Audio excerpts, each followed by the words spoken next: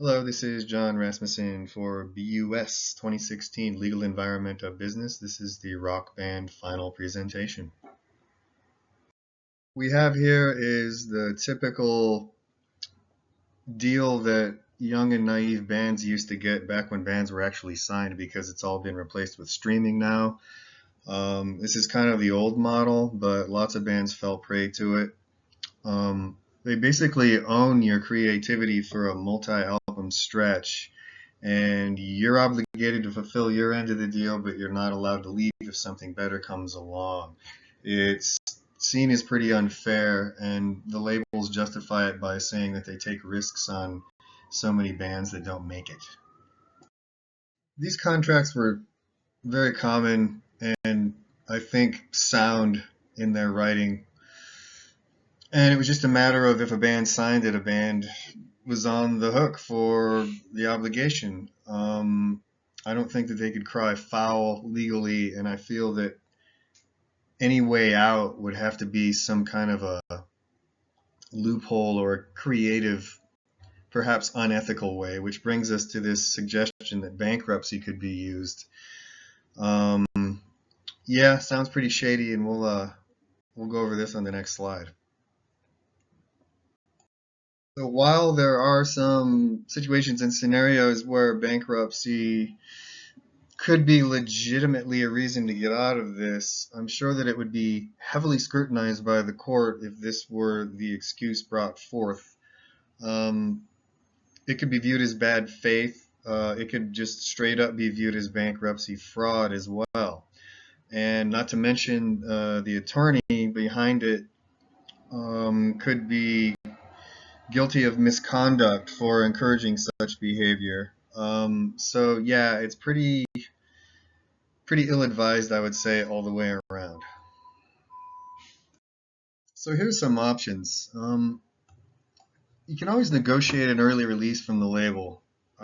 This reminds me of a scenario that happens in professional sports where a player gets traded to a team that he doesn't want to be on.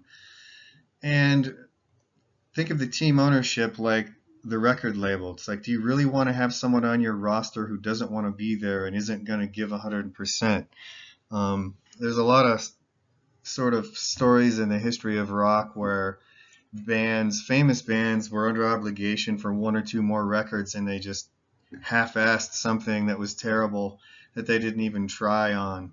And oddly enough, sometimes some iconic hits resulted from that. So there's this sort of psychological thing at play with the label knowing that the band doesn't want to be there and they're disgruntled, and are they going to really get the band's best foot forward, the band's best work? This second bullet, bring in a new label to buy out the contract. This is what I would lean toward if I were the attorney. This is the closest thing to a win-win I think that exists. If somebody would just assume that contract, from the label, then I don't see why they wouldn't release them.